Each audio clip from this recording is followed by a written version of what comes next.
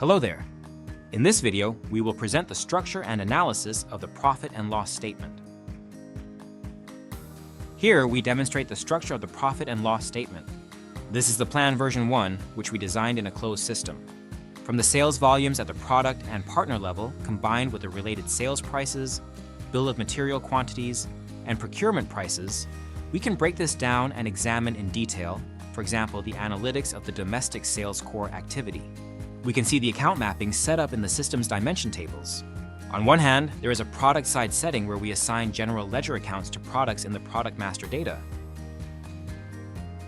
On the other hand, partners determine whether it is a third country, domestic, or European Union partner. The matrix of these two factors determines which line of the income statement a given item will be recorded on. When broken down item by item, we can filter the domestic sales core activity and get back the total value of 38 million. We can detail this item by item at the product level and, by expanding the columns, see it at the partner level analytically. This is our total revenue.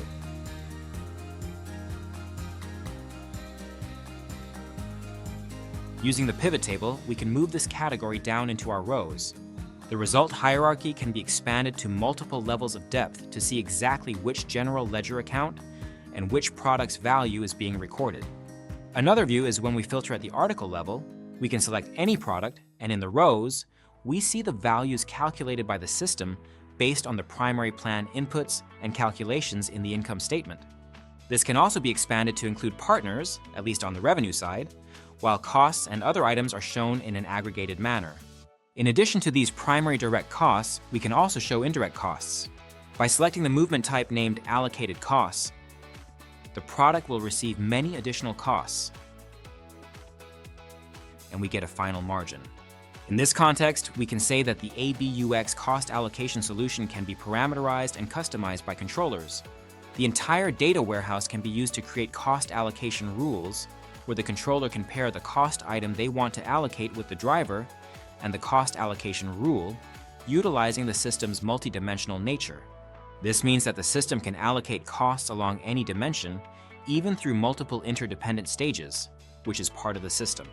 So, not only product partner dimensions, but also machines, people, cost centers, warehouses, and any other relevant dimensions can be included in the allocation rules. The result is that indirect costs can be allocated to the product level, even if they were not initially planned there. This completes the entire process that starts with the plan input, and the outcome we want to see is whether our product and partner are profitable for the company in production and sales. Thanks for taking the time to watch our videos. If you want to explore further, feel free to visit our website or watch more content on our YouTube channel.